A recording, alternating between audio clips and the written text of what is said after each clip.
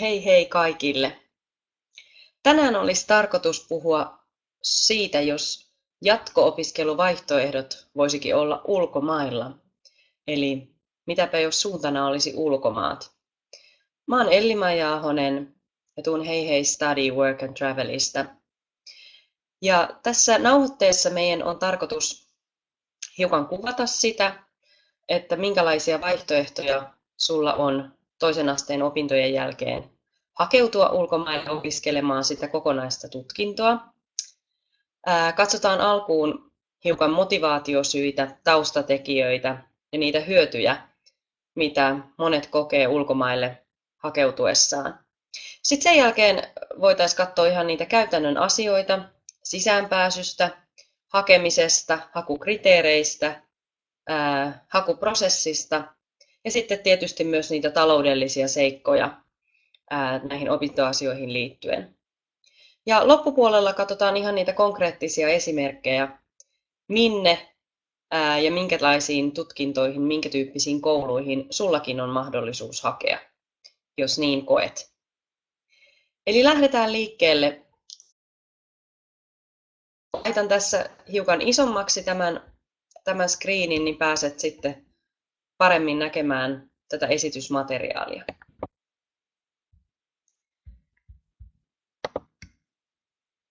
Eli tässä keskellä oleva tyyppi on ihan tuttu juttu, etenkin sitten lukion tai ammattikoulun jälkeen. Eli pää voi olla täynnä niitä kysymysmerkkejä. Ja välillä voi tuntua, että kysymysmerkkejä on tosi paljon, vaihtoehtoja on todella paljon, ei oikein tiedä, että mikä niistä kiinnostaa, kun vahvuuksia saattaa olla monella eri alalla ja kiinnostuksen kohteita. Tai toisella voi olla sellainen tilanne, että mistä ihmeestä voin tietää, mikä on se minun tulevaisuuden ala. Mikään ei innosta tai kiinnosta riittävästi, mikä avuksi. No mutta kun ulkomaisista vaihtoehdoista puhutaan, niin vaihtoehtoja on ylipäätään hurjasti paljon enemmän kuin Suomessa. Eli valinnanvaraa kyllä löytyy ja myös sellaisia erikoisempia aloja, mitä välttämättä Suomesta ei löydy, niin niille on ihan kokonaisia omia tutkintoja. Eli tämmöisiä eksperttiyden paikkoja löytyy sitten kyllä. Kun kansainvälisistä opiskelumahdollisuuksista puhutaan, niin pelot, ennakkoluulot, haasteet, huhupuheet, nettien keskustelupalstat aika villinä ja kuuminakin välillä. Eli jos siellä käyt etsimässä lisätietoa, niin oikeastaan suosittelen laittamaan tietynlaista filtteriä silmien ja korvien eteen, eli ota itse asioista selvää faktapohjalta, ei pelkästään tunneperäisesti. Puolesta ja vastaan hyvinkin voimakkaita kannanottoja näkyvissä. Tämä maapallo koko ajan kutistuu kutistumistaan ja tuntuu, että me ihmiset ollaan melkein 5 kädenpuristuksen päässä toisistamme. Ja opiskelu ulkomailla ei ole enää pelkästään harvojen etuoikeus, vaan mahdollisuuksia on todella paljon erilaisille opiskelijoille erilaisissa oppilaitoksissa. Toisen asteen opintoaika on saattanut mennä hiukan ohi ja nyt saattaa tuntua siltä, että mitä ihmettä teen sitten seuraavaksi, vieläkö mulla on mahdollisuuksia. Eli katsotaan myöskin niitä sitten hiukan eteenpäin. Ja meidän pakeille tulee joka vuosi suomalaisia nuoria, jotka on vuosi toisensa jälkeen yrittänyt pääsykokeiden avulla päästä sisälle sitten jatko-opintoihin Suomessa, mutta se ovi vaan ei aukea. Vaikka olisi ihan hyviä numeroita saanut siellä koulussa ja opinnot sujunut hyvin, niin voi tuntua, että mikä ihme tässä tai mikä vaivaa eteenpäin ja mä en pääse kohti niitä mun omia unelmia. Ja tuntuu, että vieressä toiset on saattanut edetä jo hyvinkin pitkälle.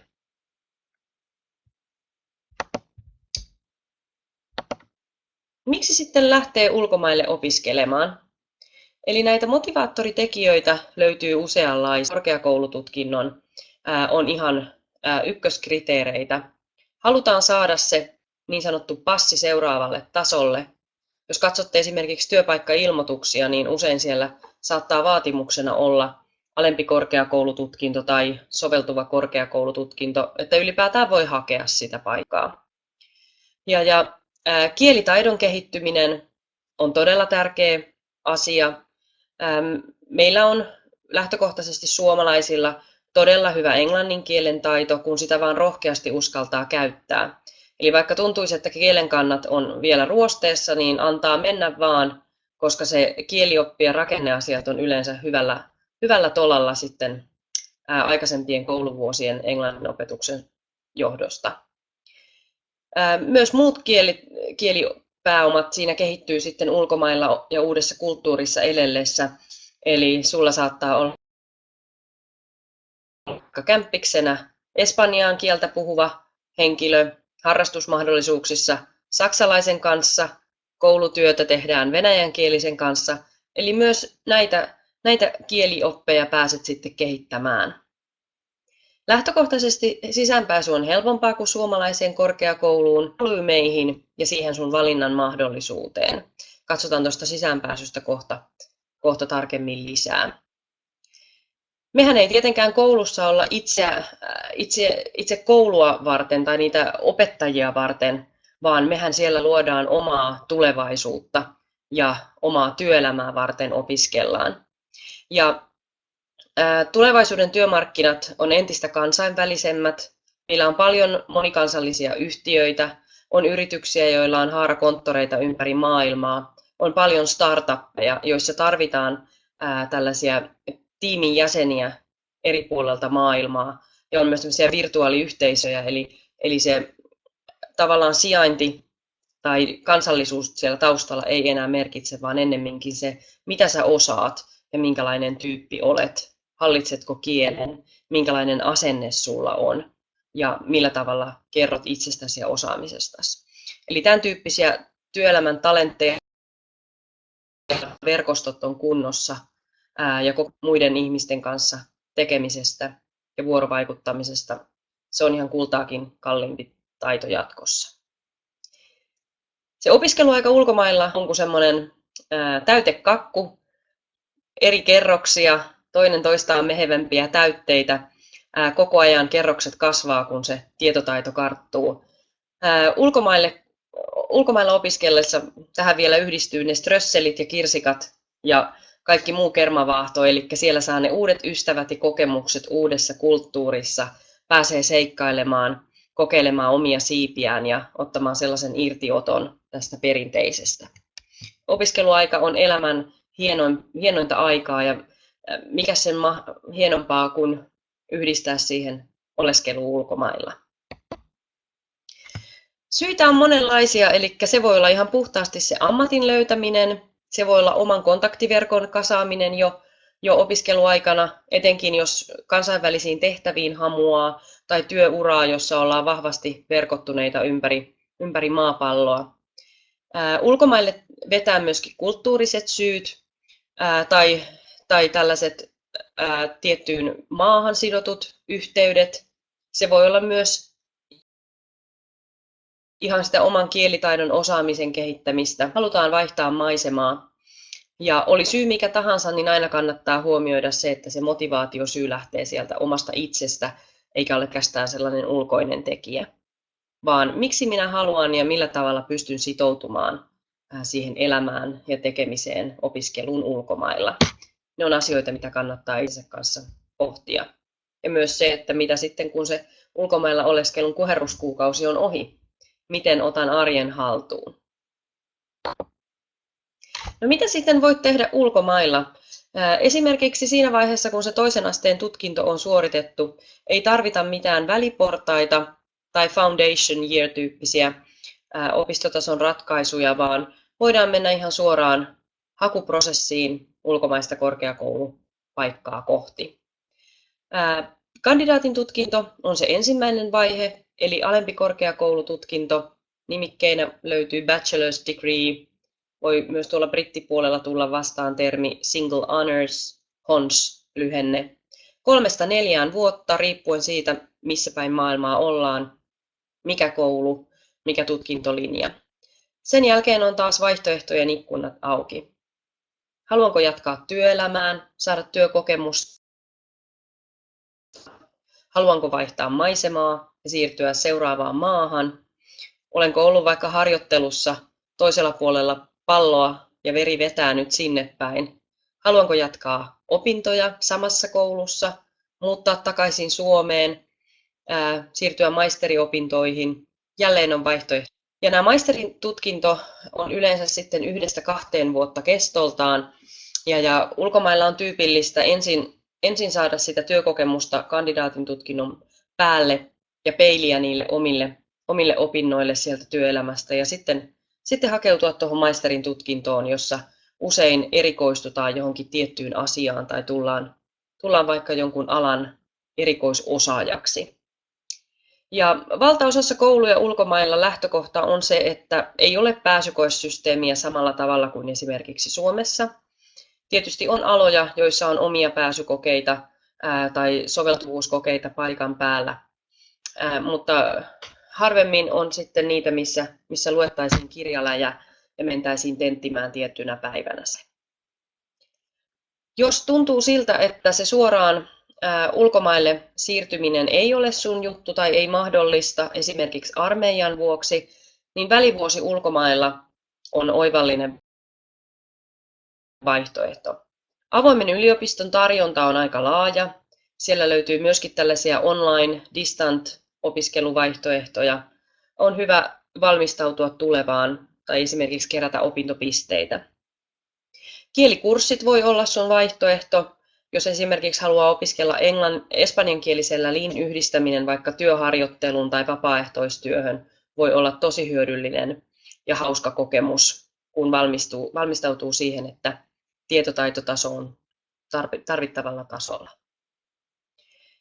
Sitten on myöskin mahdollista lähteä työharjoitteluihin maailmalle. Yleensä näissä on pohjana ihan 18 vuoden minimi-ikäraja ja se kielen osaaminen. Usein englannin kielen taito riittää. Ja mitä enemmän on sitten sitä työkokemusta tai osaamista, niin sitä vaativampiin tehtäviin voi sitten suoraan hakeutua. Myös vapaaehtoistyöt kannattaa kartoittaa ja miettiä, olisiko ne mun juttu. Eli ihan viikon pätkistä aina sitten vaikka vuoden mittaiseen vapaaehtoistyöhön. Voi vaihtaa kohdetta aina siinä välillä ja miettiä, että onko kiinnostuksen kohteet vaikka siellä rakennuspuolella, luonnonsuojelupuolella, hoivatyössä, eläinten kanssa toimimisessa, opettamisessa, minkä tyyppistä vapaaehtoistyötä havittelee. Vapaaehtoistyöt on maksullisia ja usein pitää sitten sisällään myöskin sen asumisen ja elämisen siellä kohteessa. Oikeastaan vaihtoehtoja on todella paljon. Tärkeintä on miettiä itsensä kanssa se, että jos esimerkiksi valmistuu, niin ei jää sinne sohvalle makaamaan ja odottelemaan kotiin, että kyllä tästä vielä jotakin ideoita päähän syntyy tai kyllä ne ongelmat tässä ratkeaa, vaan kannattaa laittaa itsensä alttiiksi eri kokemuksille ja rohkeasti lähteä maailman tuuliin saamaan niitä kokemuksia ja peiliä sille omalle osaamiselle ja kiinnostuksen kohteille, koska siellä voi olla se avain siihen, että mitä haluan isona tehdä ja mitä kohti seuraavaksi pyrin. Ja kannattaa puhua omista ajatuksista, omista haaveista ja unelmista ääneen jollekin. Ne usein jalostuu paremmin toisen kanssa keskusteltaessa kuin sitten ihan omassa päässä pyöritellessä. Sitten katsotaan hiukan tuota sisäänpääsyprosessia. Eli näistä sisäänpääsyn vaatimuksista tässä kohdassa voitaisiin jatkaa. Eli nyt sellainen huomio, että tämä ulkomaille opiskelemaan hakeutuminen ei ole pelkästään mikään kympin tyttöjen juttu, vaan mahdollisuuksia ja koulupaikkoja on monentasoisille opiskelijoille eri kiinnostuksen kohteilla. Ja hakua katsotaan aina kokonaisuutena. Eli numerot tietysti vaikuttaa omalta osaltaan. Lukion päättötodistus ja YO-todistus on sellaiset 2 tärkeää dokumenttia, mitä katsotaan. Tai sitten jos hakee päättötodistuksen puitteista, niin se sitten tarvitaan myöskin. Sen todistusnumeroiden lisäksi sitten katsotaan tietysti sitä kielitaitotasoa. Se voi esimerkiksi olla tämmöinen online-pohjainen testaus, johon saat tunnukset ja voit ihan omalla kotikoneella vaikka sen testin suorittaa ja päälle mahdollinen Skype-haastattelu, jossa sitten käydään enemmän sitä keskustelua ja kiinnostuksen kohteita ja sitouttamista ja motivaatiotekijöitä läpi. Kielikoe voi olla myös meidän valvonnassa tehtävä, tällainen mustaamistehtävä, joka muistuttaa esimerkiksi YO-koetta, jossa on kielioppia, lauseen täydennystä, esseetä, lueton ymmärtämistä ja niin päin pois. Jotkut koulut vaativat myöskin tällaisen IELTS-kokeen, eli kansainvälisen kielikoetuloksen. Se voi olla myös TOEFL-koe. Nämä on sellaisia koulutuksia sellaisia kokeita, joita voi suorittaa Helsingissä, ja ne on ihan päivän mittaisia maksullisia. Sisäänpääsyn lisäksi sisäänpääsyyn vaikuttaa tietysti sitten myöskin ne kaikki muut liitteet, mitä siinä matkan varrella kasataan. Eli motivaatiokirja tarkoittaa tämmöistä personal statement-kirjettä. Vähän kuin työhakemuksessa yrität myydä itsesi sinne työpaikkaan, niin näissä opiskelukuvioissa sun tehtävä on myydä itsesi ja persoonasi sinne koululle. Miksi minä haluan tulla tänne opiskelemaan? Mitkä on mun vahvuuksia? Mitkä on mun tulevaisuuden suunnitelmat? Miten voin osoittaa oman sitoutumiseni ja opiskelutyylini? Myös suosituskirjeet on tyypillisiä liitteitä, eli joku ulkopuolinen henkilö kirjoittaa sinusta englanninkielisen lyhyen arvion. Eli siinä sitten vaikka englannin kielen opettaja tai aineenopettaja voi sinusta tehdä pienen referenssikirjeen. Se voi olla työnantaja, se voi olla lajivalmentaja, harrastuspomo, ei kuitenkaan perheenjäsen tai kaveri. Myös portfoliot, eli tällaiset näytekansiot, on hyvin tyypillisiä taidealoilla. Ja sitten CV:tä saatetaan kysyä myöskin ennakkomateriaaleina. Jos joku siellä miettii, että onko se hakuprosessi sitten kovin vaativa tai läkähdyttävä, niin tässä on ihan esimerkkiprosessi kuvattuna. Eli sen jälkeen, kun ollaan saatu valittua sopiva ala ja sopivat koulut, joihin hakee, niin laitetaan sitten hakuprosessi käyntiin. Ja hakutapaamisessa täytetään hakusopimus, eli hakulomake voi olla online-versio tai sitten ihan paperisesti täytettävä. Ja meillä tämä peruutuspantti tarkoittaa sitä, että palvelut ovat maksuttomia ja kaikki neuvonta ja apu on ihan ilmaista, mutta tässä hakuvaiheessa maksetaan peruutuspantti 150 €, joka sitten palautetaan siinä vaiheessa, kun ja jos saat opiskelupaikan ja otat sen vastaan. Tai jostain syystä esimerkiksi et saa opiskelupaikkaa, niin silloin pantti palautetaan. Siinä tapauksessa sitten, jos saat koulupaikan, mutta et ota sitä vastaan, niin peruutuspantti pidätetään, koska tästä hausta on kuitenkin syntynyt sitten kustannuksia. No, kun päästään tästä eteenpäin, niin sitten alkaa kotihommat, eli siellä kotona kirjoitetaan sitten CV:t, käännätetään todistukset, laitetaan motivaatiokirjeet ja referenssit kuntoon. Ja meidän kautta saa tällaisen alennuksen myös näistä todistuskäännöksistä. Täytyy olla auktorisoitu Opetushallituksen hyväksymä kääntäjä, jotta on ihan validit todistukset. Kielikokeet ja muut mahdolliset soveltuvuusarvioinnit tai testaukset on sitten tässä vaiheessa kyseessä. Hyväksymistä parissa 3-4 viikossa, hiukan ruuhkatilanteesta riippuen. Yhteishakujärjestelmissä kestää hiukan kauemmin. No, sen jälkeen on sitten päätöksen paikka, otanko opiskelupaikan vastaan ja kiinnitänkö sen itselleni. Eli tällä varausvaiheen maksulla sitten ikään kuin lunastaa sen paikkansa ja varmistuu siitä, että kukaan muu sitä paikkaa sitten ei enää vie.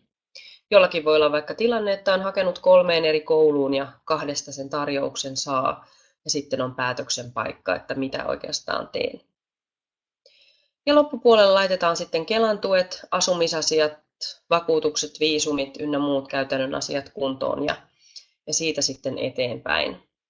Hakeminen yleensä menee niin, että jos syksyllä haluat aloittaa opinnot, niin kevään aikana hakulinkit aukeaa ja hakea voi yleensä tuonne kesään asti, ja joissain kouluissa myöskin sitten kesä-heinäkuulla on vielä mahdollisuus hakea ja on tällaisia täydennyshakuja. Niistä kannattaa aina kysyä opintoneuvojilta tarkemmat tiedot. No, sitten mennään näihin rahoitusasioihin, eli jos se opinnot jotakin maksaa, niin mitä oikeastaan täytyy ottaa huomioon?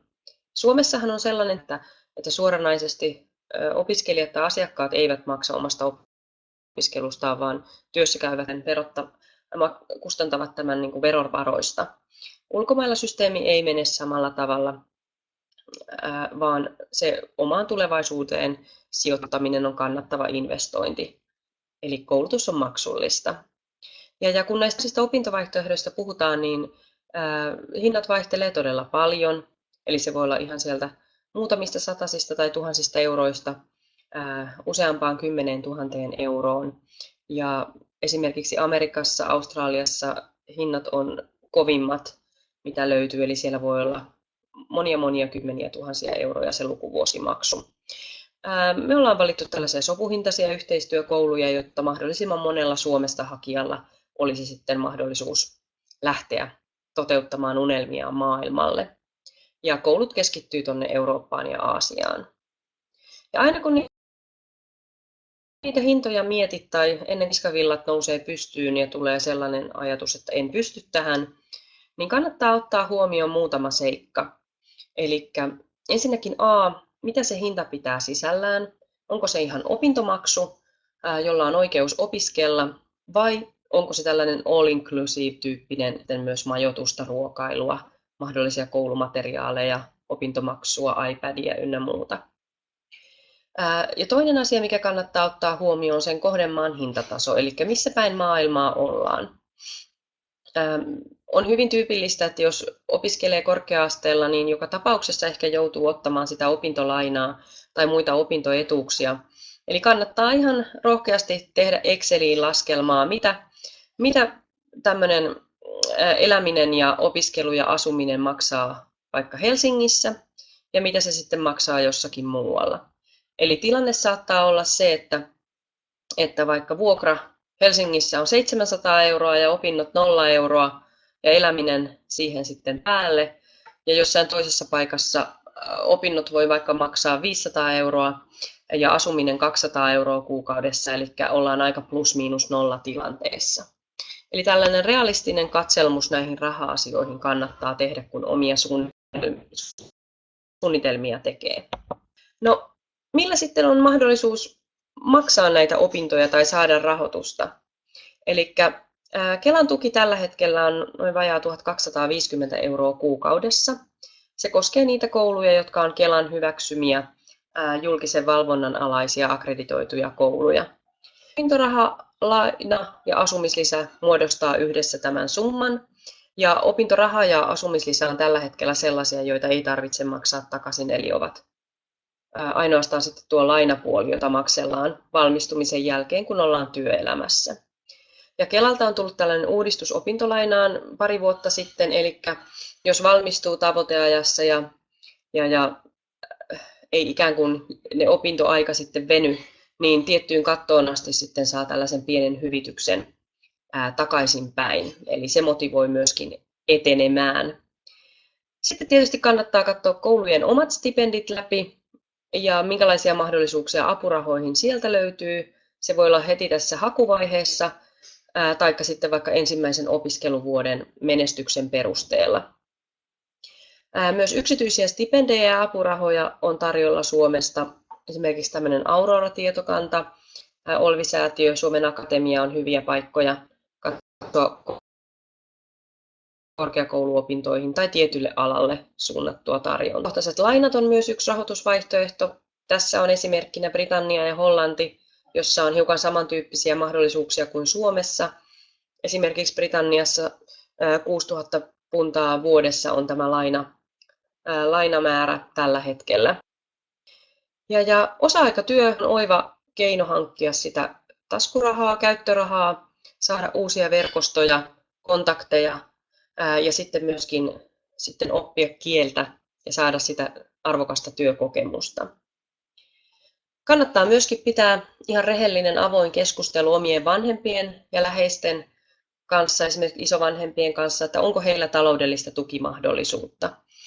Jos ei, niin sitten sen asian kanssa mennään eteenpäin ja katsotaan muita keinoja Ja se osittain myöskin sitten rajaa niitä mahdollisuuksia, mihin sulla on ehkä mahdollista hakea. Eli kannattaa olla tässä asiassa ihan avoimin ja rehellisin mielin, ettei tule sellainen tilanne vastaan, että koulupaikka on hankittu ja kamat kasassa valmiina lähtemään, mutta sitten se talouspuoli muodostuu esteeksi.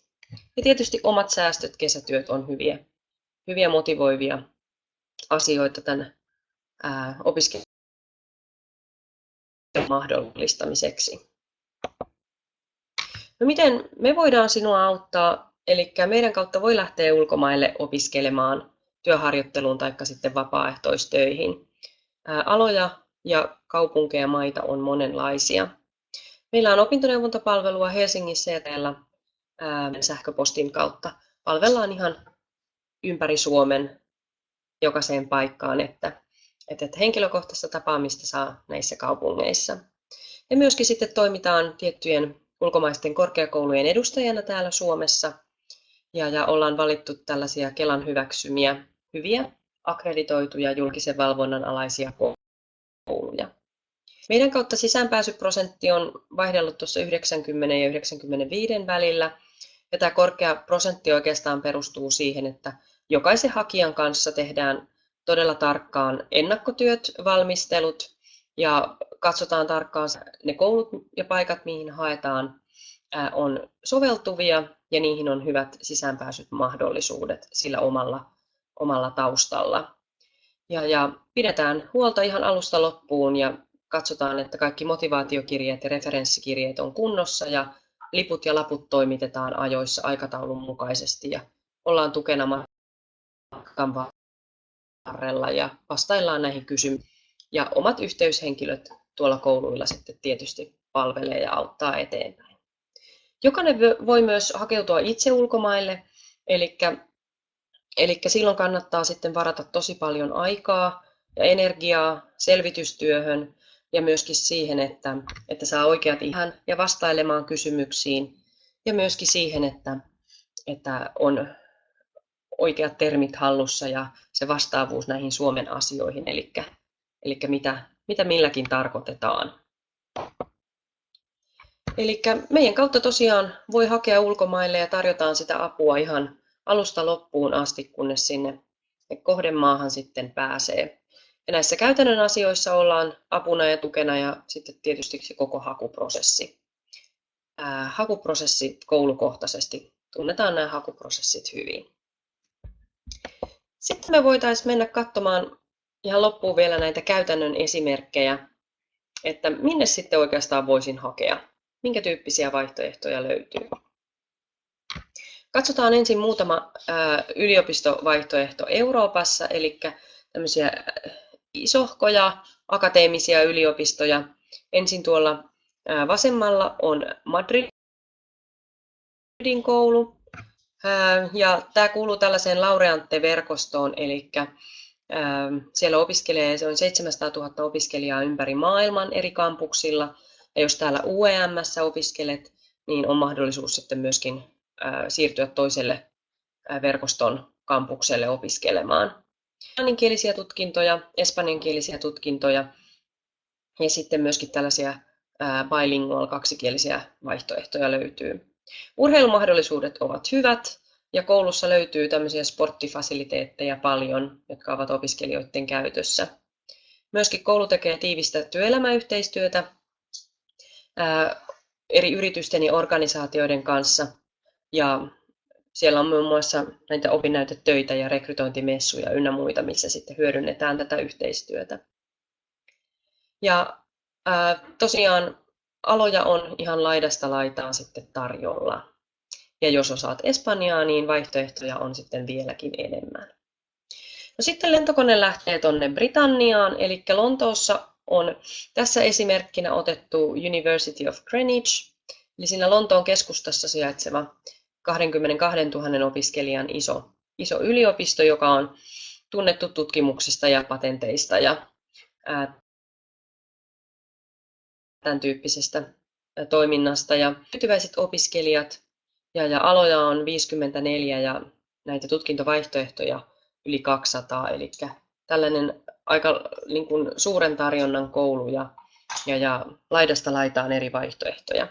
Ja kandidaatin tutkinnot kustantaa sen 9 000 puntaa vuodessa, mikä Britanniassa katto näille opintohinnoille. Toinen brittiesimerkki tässä on University of Derby, eli noin parin tunnin junamatkan päässä Lontoosta siellä Keski-Englannissa kauniilla kansallispuistoalueella. Heidän erikoisuutenaan on tällaiset yhdistelmätutkinnot, eli Joint Honours kirjoitetaan näin suomalaisittain. Eli tarkoittaa sitä, että 2 eri aineen opinnot on mahdollisuus yhdistää yhdeksi tutkinnoksi. Joku voi olla vaikka kiinnostunut laki- ja bisnespuolesta, eli law and business-yhdistelmä on mahdollinen. Sitten siellä voi olla vaikka teatteripuolta ja englannin kieltä. Jollakin voi olla kiinnostus environmental hazards yhdistettynä mediatutkimukseen tai muuta. Eli tämmöisiä herkullisia yhdistelmiä myöskin löytyy ja saa vähän niin kuin isommat ja leveämmät hartiat sitten työelämään siirryttäessä, että mitä on opiskellut. No sitten ihan toisenlainen esimerkki on tässä Radins University, eli tässä meitä suht lähellä Latviassa, Latvian pääkaupungissa. Sulla on mahdollisuus opiskella lääketieteen opinnot 6 vuodessa englanniksi. Varsinaista pääsykoetta tai SAT-testiä tänne ei ole, eli haetaan niillä olemassa olevilla todistuilla ja lukiossa tulee lukea sitten tuosta biologiasta ja kemiasta pakolliset ja syventävät opinnot. Eli ne on siellä pohjakriteerinä. Ja 2 aloitusaikaa löytyy, eli syyskuun hakuun ja helmikuun hakuun voi sitten laittaa paperit. Ja myös muita, sanotaanko Suomessa vaikeasti sisäänpäästäviä aineita, kuten hammaslääketiede, farmasia, erittäin suosittu fysioterapia on täällä Riikan koulussa tarjolla. Eli sinne myöskin sitten voi sitten hakeutua, jos lääketieteen ala tai terveystieteet kiinnostaa. Täällä koulussa on paljon suomalaisia, ruotsalaisia, norjalaisia, brittejä, saksalaisia ja tietysti paikallisia opiskelijoita ja yli 50 muusta maasta olevia opiskelijoita. No mikäli ne akateemiset opinnot tai lääketieteen opinnot ei kiinnosta, niin sitten tämmöinen ammattikorkeakoulumaisia käytännöllisempiä vaihtoehtoja on tekniikan ja liiketalouden puolelta. Euroopassa on muun muassa tämmöinen Fontys University of Applied Sciences Hollannissa, siellä Hollannin ja Saksan rajalla Kaakossa, innovaatio-startup-keskittymäalueella. Ja etenkin niille, jotka on kiinnostunut liiketaloudesta tai tekniikan eri tutkintomahdollisuuksista, niin sinne kannattaa hakeutua. Taitaa olla edullisimpia vaihtoehtoja, eli noin 200 euroa kuukaudessa on tämä tutkintomaksu. Sitten Keski-Euroopan sydämessä, kauniissa maisemissa International Business School IBS, missä on englannin kielellä mahdollisuus opiskella liiketaloutta ja yhdistää näihin management-johtajuusopintoihin sitten vaikka kansainvälisiä suhteita, matkailua, psykologiaa, taloustieteitä ja näin päin pois. Ja opiskelu ylipäätään ulkomaisissa kouluissa on aika lukiomaista tai koulumaista. On paljon läsnäolovelvoitteita, opettajat tuntevat nimeltä, tuutorit voivat antaa tällaista henkilökohtaista opastusta, jos tuntuu, että meinaa tippua kelkasta ja ylipäätään ollaan kiinnostuneita siitä, että missä menet. Samanlaista akateemista kautta ei välttämättä ole, että voi tulla ja mennä ja ikään kuin päättää sen oman rytminsä, vaan aikataulu on annettu. EU Business School on Barcelonan auringon alla ja tuolla Saksan kauniilla seuduilla mahdollisuutena, jos liiketalous kiinnostaa, mutta nimestä huolimatta opiskellaan muun muassa matkailua tai urheilua, mediaa, viestintää. Eli sellaisiakin vaihtoehtoja löytyy ja myös näissä kouluissa on sitten vaihtokohteita ympäri maailmaa heidän yhteistyökumppani kouluissa, eli sellaisetkin vaihtoehdot sitten vielä odottaa, eli pääsee niin kuin vaihtoon ulkomailla ollessaan toiselle puolelle maailmaa, jos niin haluaa. Ja tässä EU Business Schoolissa suomalaisille on tarjolla sitten automaationa tällaisia stipendejä, joita kannattaa hakea.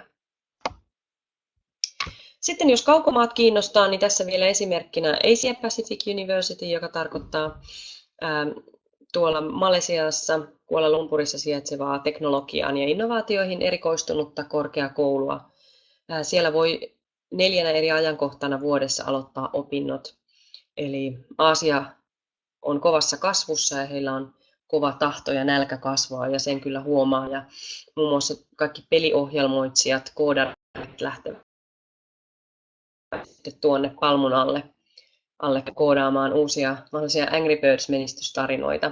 Löytyy myös muuta kuin teknologiaa ja innovaatioita, eli ihan journalistiikasta sitten tuonne brändipuolelle ja niin edespäin. Jos olet kiinnostunut enemmän tämmöistä taiteellisesta tai esittävästä taiteesta, saan erittäin hyviä yksityiskouluja upeissa maisemissa. Ja muun muassa tässä AFDassa on mahdollisuus opiskella sitten näyttelijätyötä ohjaajaksi, käsikirjoittajaksi. Ja täältä koulusta on myös ihan oskareita saaneita valmistunut. Ja siellä aina lukuvuosi aloitetaan sitten heidän kesällä eli helmikuussa. Eli ne opintojen lisäksi sitten tosiaan välivuosivaihtoehdot ulkomailla katsoi niitä lyhytkurssivaihtoehtoja, kielikursseja, työharjoittelua, vapaaehtoistyötä ja kannattaa tosiaan meidän verkkosivuille mennä tutustumaan, niin pääsee sitten kartalle aina kun uusia välivuosivaihtoehtoja esimerkiksi tulee. Meidän www-sivulta löytyy myöskin tämmöisiä oppaita opiskeluun ulkomailla ja yleisesti kysyttyjä kysymyksiä. Niitä kannattaa sieltä käydä katsomassa. Sitten tuonne info-osoitteeseen ottaa aina kysymyksen, jos tulee jotakin mieleen tästä ulkomailla opiskelusta tai hakuprosessista.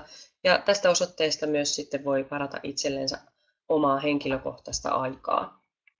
Jos haluaa vaikka jutella ihan sitoumuksetta erilaisista opintovaihtoehdoista tai käynnistää haku. Ja myöskin sosiaalisen median kanavista meitä kannattaa seurata ja uusimpia tuulia kuulet sitä kautta. YouTubesta löytyy myöskin tällainen video opiskelijoiden lähtötunnelmista ja kokemuksista. Mitä tahansa oikeastaan omien jatkosuunnitelmien kanssa päättää tehdäkin, niin kannattaa se päätös tehdä itse. Kannattaa ottaa hyvissä ajoin asioista selvää ja kannattaa perehtyä kunnolla ja olla ikään kuin oman elämänsä suitsissa sitten kiinni myöskin. Eli päätös on sinun ja tuolla maailmalla mahdollisuuksia on kyllä valtavasti tarjolla. Eli älä epäröi ottaa selvää ja levittää siivet ja lähteä lentoon. Eli autetaan mielellämme eteenpäin ja jos tulee jotain kysymyksiä, niin voit laittaa tuohon info-osoitteeseen viestiä, niin opintoneuvojat sitten auttaa ja palvelee mielellään.